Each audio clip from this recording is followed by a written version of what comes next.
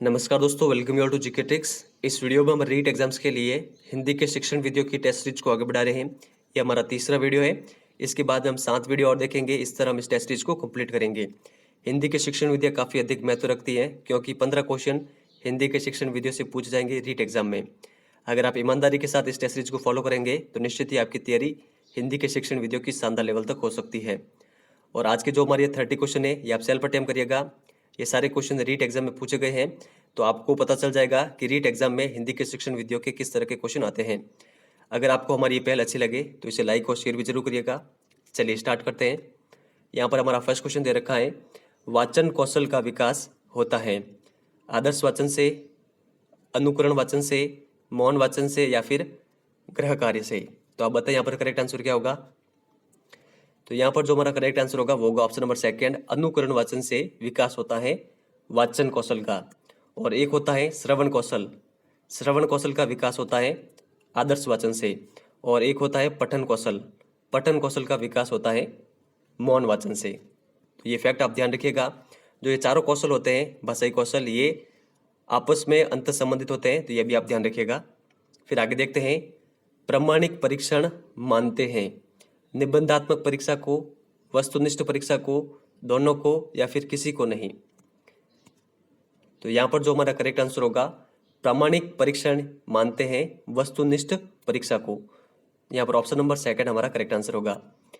आगे देखते हैं, निगमन विधि है मनोवैज्ञानिक विधि, अमनोवैज्ञानिक विधि, कुछ कह नहीं सकते या फिर कोई नहीं। तो यहाँ पर जो हमारा करेक्ट आंसर होगा वो होगा ऑप्शन नंबर सेकंड, निगमन विधि एक अमनोवैज्ञानिक विधि है। ये आप ध्यान रखिएगा। निगमन विधि के सूत्र कौन कौन से होते हैं वो मैं आपको बता देता हूँ। शिक्षण सूत्र एक होता है अपूर्ण से पूर्ण की ओर, ये आप ध्यान रखिएगा।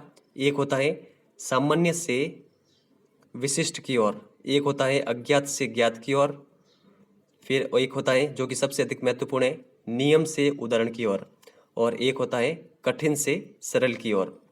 ठीक है, तो ये सारा आप ध्यान रखिएगा। फिर आगे देखते हैं, अधिगम की संपूर्णता होती है इकाई योजना में, दैनिक पाठ योजना में, मासिक योजना में या फिर वार्षिक योजना में। तो आप बताएं यहाँ पर करेक्ट आंसर क्या होगा। अधिगम की संपूर्णता होती है इकाई योजना में, ऑप्शन नंबर फर्स्ट यहाँ पर करेक्ट आंसर होगा। आगे देखते हैं, उपचारात्मक शिक्षण के लिए आवश्यक नहीं है शिक्षण विधि को स्थायी रखना, विद्यार्थी की किसी भी गलती की अवहेलना नहीं करना, पहले निदानात्मक परीक्षण कर लेना या फिर कोई नहीं। तो यहाँ पर जो हमारा करेक्ट आंसर होगा, उपचारात्मक शिक्षण के लिए आवश्यक नहीं है शिक्षण विधि को स्थायी रखना, ऑप्शन नंबर फर्स्ट यहाँ पर करेक्ट आंसर होगा। फिर नेक्स्ट आगे देखते हैं, व्याकरण अनुवाद विधि को किस नाम से भी जाना जाता है। तो आप बताएं यहाँ पर करेक्ट आंसर क्या होगा। ध्वन्यात्मक विधि, प्रत्यक्ष विधि, भंडारकर विधि या फिर सैनिक विधि। तो यहाँ पर जो हमारा करेक्ट आंसर होगा वो होगा ऑप्शन नंबर थर्ड, भंडारकर विधि। और जो ये भंडारकर विधि है या व्याकरण अनुवाद विधि है, इसके जनक कौन है, गोपाल कृष्ण भंडारकर। ये आप ध्यान रखिएगा। शब्द भंडार में वृद्धि के लिए सर्वाधिक उपयुक्त है गद्य शिक्षण, व्याकरण शिक्षण, अलंकार शिक्षण या फिर पद्य शिक्षण। तो यहाँ पर जो हमारा करेक्ट आंसर होगा वो होगा ऑप्शन नंबर फर्स्ट, गद्य शिक्षण शब्द भंडार में वृद्धि करने के लिए सर्वाधिक उपयुक्त होते हैं। उपलब्धि परीक्षण के संबंध में कौन सा कथन उपयुक्त नहीं है। मौखिक परीक्षा में पक्षपात की आकांक्षा रहती है, निबंधात्मक प्रश्नों में मूल्यांकन में वस्तु परकता का अभाव रहता है, क्रियात्मक परीक्षाओं में शाब्दिक ज्ञान का महत्व नहीं होता है, या फिर वस्तुनिष्ठ परीक्षा में मौलिकता का विकास होता है। तो आपको बताना है कि उपलब्धि परीक्षण के संबंध में यहाँ पर कौन सा उपयुक्त कथन नहीं है। उपलब्धि परीक्षण को इंग्लिश में कहते हैं अचीवमेंट टेस्ट। तो यहाँ पर जो इसका करेक्ट आंसर होगा, ये क्वेश्चन भी रीट एग्जाम में पूछा गया है, यहाँ पर इसका सही आंसर माना गया था ऑप्शन नंबर फोर्थ, वस्तुनिष्ठ परीक्षा में मौलिकता का विकास होता है, ये गलत है। तो ये आप ध्यान रखिएगा। फिर नेक्स्ट आगे देखते हैं, पाठ संसर्ग के उपागम में शिक्षण कार्य किस प्रकार का होता है। उच्चारण शिक्षण, वर्तनी शिक्षण, वाक्य शिक्षण या फिर उपयुक्त सभी। तो आप बताएं यहाँ पर करेक्ट आंसर क्या होगा। तो यहाँ पर जो इसका करेक्ट आंसर होगा वो होगा ऑप्शन नंबर फोर्थ, उपयुक्त सभी। तो ये आप ध्यान रखिएगा। फिर आगे देखते हैं, किस शिक्षा नीति के तहत शिक्षण सहायक सामग्रियों को अनिवार्य रूप से अपनाया गया था। तो आप बताएं यहाँ पर करेक्ट आंसर क्या होगा। तो यहाँ पर इसका जो करेक्ट आंसर होगा वो होगा ऑप्शन नंबर सेकंड 1986। जो प्रथम नई राष्ट्रीय शिक्षा नीति है 1986, इसके तहत शिक्षण सहायक सामग्रियों को अनिवार्य रूप से अपनाया गया था। ये आप ध्यान रखिएगा। फ्लैनल बोर्ड का प्रयोग किसके द्वारा किया जाता है? तो आप बताइए यहाँ पर करेक्ट आंसर क्या होगा? अध्यापक, प्रधान अध्यापक, छात्र या फिर कर्मचारी? तो फ्लैनल बोर्ड का जो प्रयोग किया जाता है वो किया जाता है छात्रों के द्वारा। यहाँ पर ऑप्शन नंबर थर्ड हमारा करेक्ट आंसर होगा। फ्लैनल बोर्ड किस प्रकार की सहायक सामग्री है? तो ये दृश्य सहायक सामग्री है, ये आप ध्यान रखिएगा। आगे देखते हैं, छात्रों की शैक्षिक प्रगति का आकलन करने वाला क्षेत्र कौन सा है? शैक्षिक पक्ष, सहशैक्षिक पक्ष, सहशैक्षिक गतिविधियां या फिर कोई नहीं? तो यहाँ पर जो हमारा करेक्ट आंसर होगा वो होगा ऑप्शन नंबर फर्स्ट, शैक्षिक पक्ष। ये आप ध्यान रखिएगा।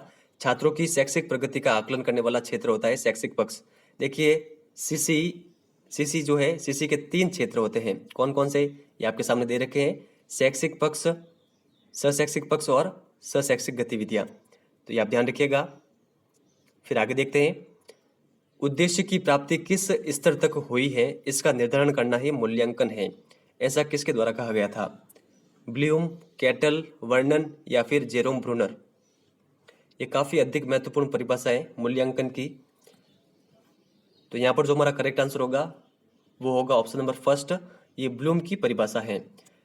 और जो हमने पिछले वीडियो देखे हैं उनमें भी 2 परिभाषा डिस्कस की है, तो वो भी आप ध्यान रखिएगा। ये हमारी तीसरी परिभाषा है मूल्यांकन से संबंधित। मापन एवं मूल्यांकन शब्द का सर्वप्रथम प्रयोग किसने किया था? तो आप बताइए यहाँ पर करेक्ट आंसर क्या होगा? ब्लूम, कैटल, वर्नन या फिर जेरोम ब्रूनर? तो यहाँ पर जो इसका करेक्ट आंसर होगा, मापन एवं मूल्यांकन शब्द का सर्वप्रथम प्रयोग किया गया था कैटल के द्वारा। तो ये आप ध्यान रखिएगा, आरबी कैटल के द्वारा। ऑप्शन नंबर सेकंड यहाँ पर करेक्ट आंसर होगा। फिर आगे देखते हैं, भाषा शिक्षण के सिद्धांत है प्रेरणा का सिद्धांत, क्रिया द्वारा सीखने का सिद्धांत, जीवन से जुड़ने का सिद्धांत या फिर सभी? तो यहाँ पर जो हमारा करेक्ट आंसर होगा वो होगा ऑप्शन नंबर 4, तो सभी। तो आप देख लीजिए रीट एग्जाम में किस तरह के क्वेश्चन पूछे जाते हैं। फिर आगे देखते हैं, सस्वर वाचन का अभ्यास कराने के लिए सबसे उपयुक्त साधन क्या है? आदर्श वाचन, अनुकरण वाचन, सामूहिक वाचन या फिर पाठ्य पुस्तक वाचन? तो यहाँ पर जो हमारा करेक्ट आंसर होगा वो होगा ऑप्शन नंबर थर्ड, सामूहिक वाचन। तो ये आप ध्यान रखिएगा। फिर आगे देखते हैं, मौन वाचन कब शुरू करना चाहिए? तीसरी कक्षा से, चौथी कक्षा से, छठी कक्षा से या फिर दूसरी कक्षा से? तो यहाँ पर जो हमारा करेक्ट आंसर होगा वो होगा ऑप्शन नंबर फर्स्ट, तीसरी कक्षा से। देखिए वैसे तो मौन वाचन कक्षा 6 से शुरू होना चाहिए, लेकिन बोर्ड ने मौन वाचन को सही माना था तीसरी कक्षा से। ठीक है, कि तीसरी कक्षा से मौन वाचन शुरू होना चाहिए। तो ये आप ध्यान रखिएगा, अगर आपसे एग्जाम में वापस पूछ लिया जाए तो आप तीसरी कक्षा पर ही अपना आंसर क्लिक करके आए।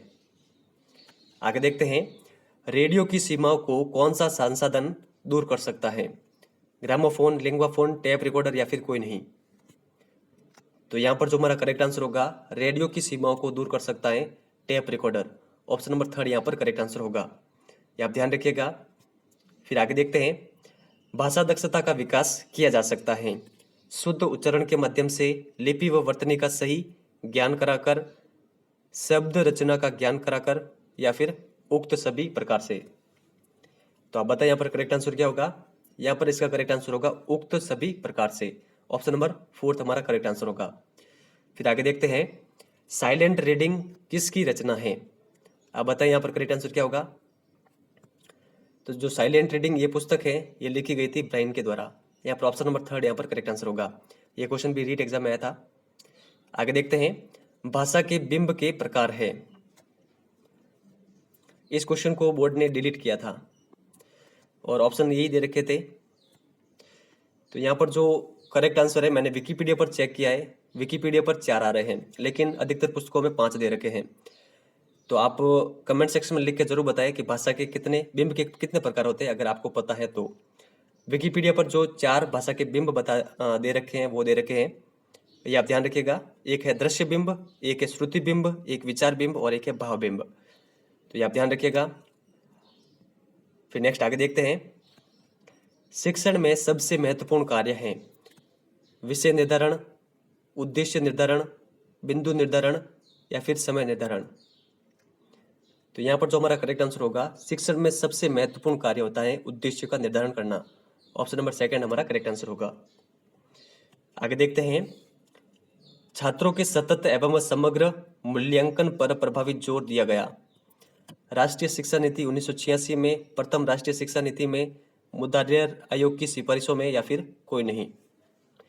तो यहाँ पर जो हमारा करेक्ट आंसर होगा वो होगा ऑप्शन नंबर फर्स्ट, राष्ट्रीय शिक्षा नीति 1986 में। तो यहाँ पर ऑप्शन नंबर फर्स्ट हमारा करेक्ट आंसर होगा, ये आप ध्यान रखिएगा।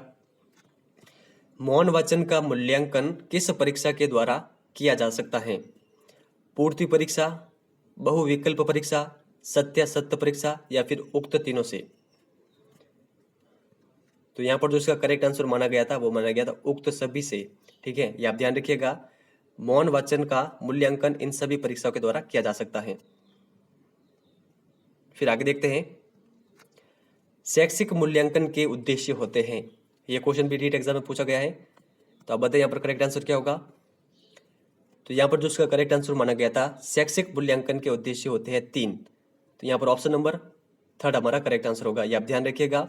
और ये 3 उद्देश्य कौन कौन से हैं? फर्स्ट इन्होंने बताया है ज्ञान के ग्रहण का पता लगाना, सेकेंड वर्गीकरण, और थर्ड पथ प्रदर्शन। तो ये आप ध्यान रखिएगा। लिखना सिखाने से पूर्व बालकों को चित्रकला सिखाना चाहिए, ये कथन किसका है? पंडित नेहरू का, गोपाल कृष्ण गोखले का, या फिर महात्मा गांधी का, या फिर किसी का नहीं? तो ये जो कथन दे रखा है ये कथन है महात्मा गांधी का। ऑप्शन नंबर थर्ड हमारा करेक्ट आंसर होगा, तो ये आप ध्यान रखिएगा। प्रारंभिक अवस्था में बालक भाषा सीखता है, तो आप बताइए यहाँ पर करेक्ट आंसर क्या होगा।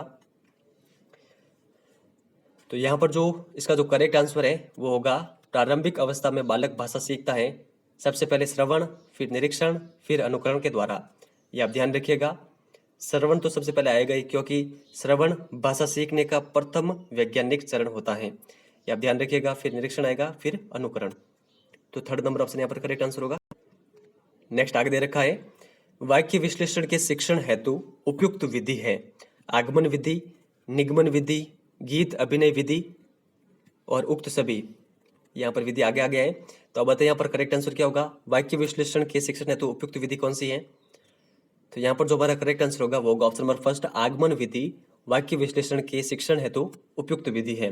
क्या आप कमेंट सेक्शन में लिख के बता सकते हैं कि आगमन विधि के शिक्षण सूत्र कौन कौन से हैं? जो मैंने आपको निगमन विधि के शिक्षण सूत्र बताए थे उसके जस्ट अपोजिट है आगमन विधि के शिक्षण सूत्र।